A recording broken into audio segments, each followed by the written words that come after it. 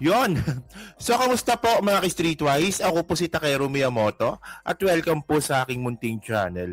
So, mga kababayan, meron talagang punto at tama po talaga itong sinasabi ni Yusek Lar Castro na mga ipokrito, itong mga pro-Duterte, itong mga DDS na gusto pag-resignin si PBBM dahil daw po sa korupsyon. Kasi the first place mga kababayan, no, alam naman po natin kung gaano at paano binaboy ni Digong ang Pilipinas. So actually no, ang pinag-uusapan natin dito si Mike Defensor. O di ba? So number one yan eh. So sabi dito, okay, Palace hits hypocrite. Critic seeking PBBM ouster. Oh. So ngayon bakit? Bakit tinawag na ipokrito ng Malacanang itong mga gustong pababain si Presidente Bongbong Marcos? So basahin natin to dito ah. Sabi dito, okay, Malacanang on Saturday slammed hypocrite critics who turned a blind eye and choose to be deaf to the past administration wrongdoings but are now seeking President Ferdinand Marcos Jr. ouster. O, di ba? So, Palace Press Officer Claire Castro also lamented that some members of the oppositions are calling for Marcos' resignation despite his efforts to solve the country's problem, particularly corruption in the government. So, sabi ni Claire Castro dito, no, wag magpaka-ipokrito. Kailangan natin ang mga taong totoong lumalaban sa korupsyon.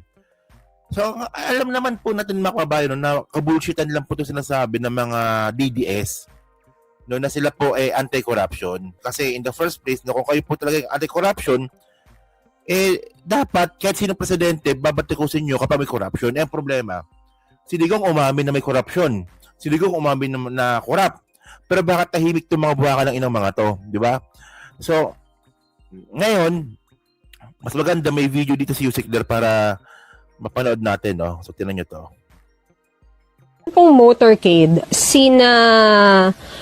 if I'm not, former Representative Mike Defensor calling for the resignation of President Bongbong Marcos. Although nag-issue na rin kayo ng statement, ma'am, pero may we get you on the record on this? Anong reaction po ng pamahalaan?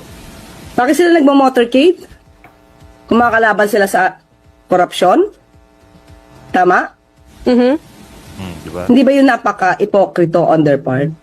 Alam naman nila nung nakaraang administrasyon, umamin na yung kanilang puon, yung kanilang iniidolo na si dating Pangulong Duterte. Na siya ay corrupt at siya ay nagnakaw. May nadidig ba tayo sa kanya?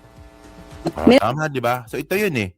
So, umamin si Digong nung nung siya presidente, do, saan na ba yun? Video file natin. Ito yun, tinan nyo to. 6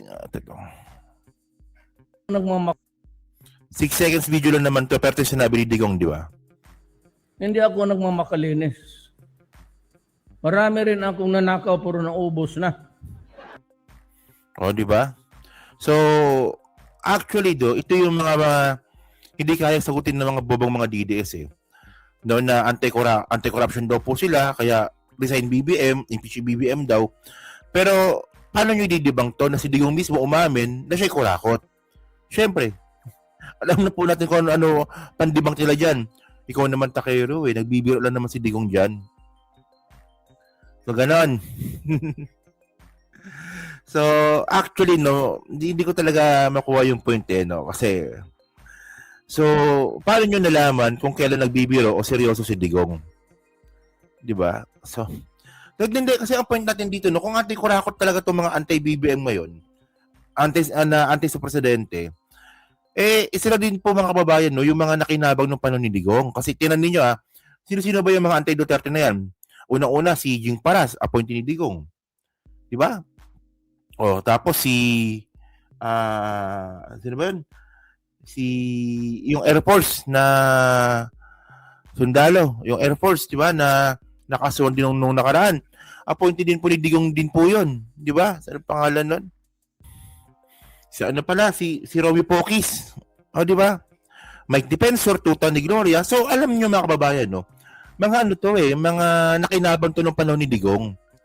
Kaya bobo na lang po talaga yung mga simpleng mga Pilipino na naniniwala sa mga taong ito. Di ba? Kung kayo po ay DDS dahil nakinabang kayo ng panahon ni Digong, naintindihan ko yan. Di ba? Kung appointee kayo ni Digong, naintindihan ko yan. Pero kung itong mga DDS po na to na hindi naman sila appointee ni Digong, kumbaga nakiki-DDS lang, yung mga leader ng mga leader ninyo dyan na ano, pabagsakan si PBB, mga appointee ni Digong yan eh. Mga kumita yan dati. O, tapos kayo nagpapauto kayo ngayon, tinan ninyo O, nung nakaraan, sa Cebu. O, di ba, si Mike Defensor pa si Muno niyan, di ba, yung rally-rally doon. Ngayon, nung inaresto ngayon yung mga pobreng mga nagmumotor na sumama sa motorcade, o, sinong naperwisyo? Sila. O, di ba?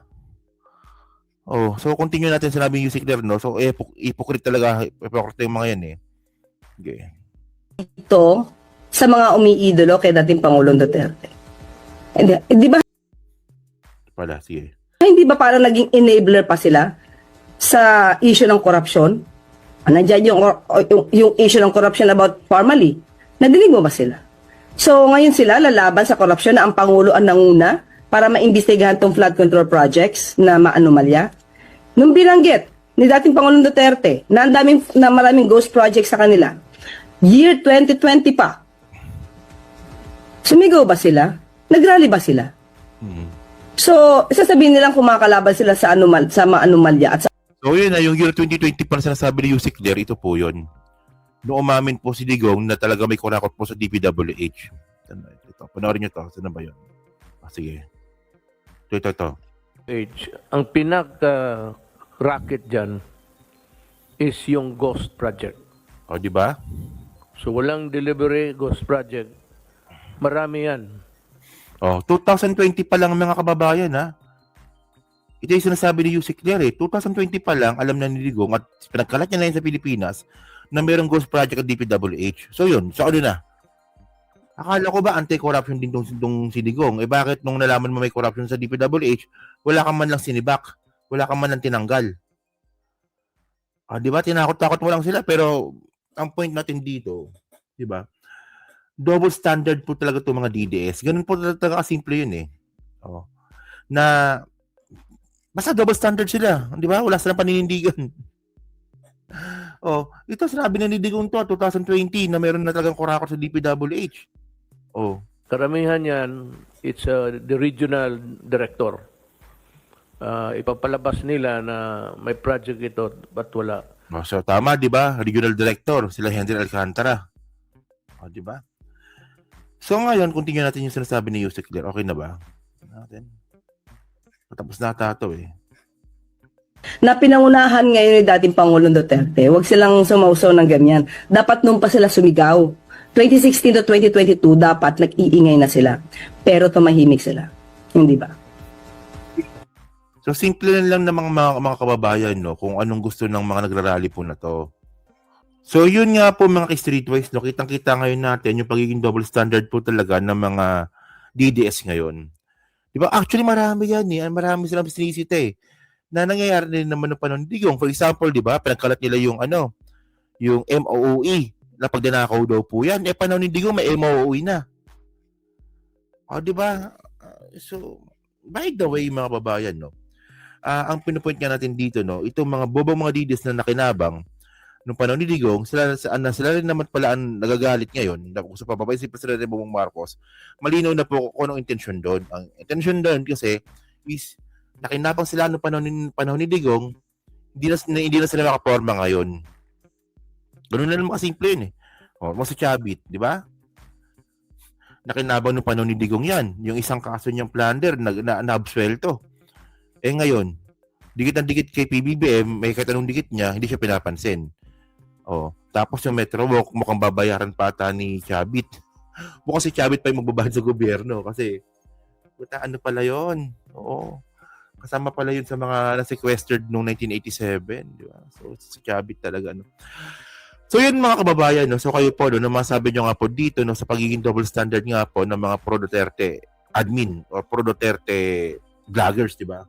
Na kung mapagsalita sila ngayon na talagang talamakang corruption, by the way, mas masama po yung corruption nga dati kaysa ngayon. Kasi, so ito, papakita ko lang sa inyo, So, ito po yun, ito po yung ranking ng Pilipinas pagdating sa corruption. Sana ba yun? Wait. Share screen ulit. Ito. Yan. Di ba? So, actually, palagi kong pinapakita to. Oh. So kung makita nga natin mga kababayan, no, ito may date yan eh. Para maliwanag, no. Ano ba yun? Yan. May date yan, no? 2021, no?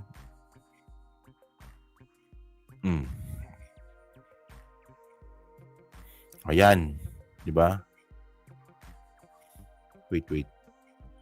Yung date yan. 2017, 2013, 2021. Diba? At makita nga natin dito mga kababayan, no? Na talagang tumaas po talaga yung corruption rate, ang ranking po natin nung panahon nga po ni Digong.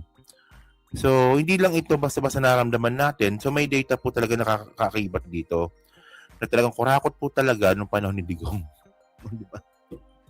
So, yun mga kababayan, no? So, kayo po, ano masabi nyo nga po dito, sa sinasabi nga po nila na ano daw, resign BBM daw. Pero in the first place, si Digong nga, hindi naman nila napanawagan na mag-resign dati.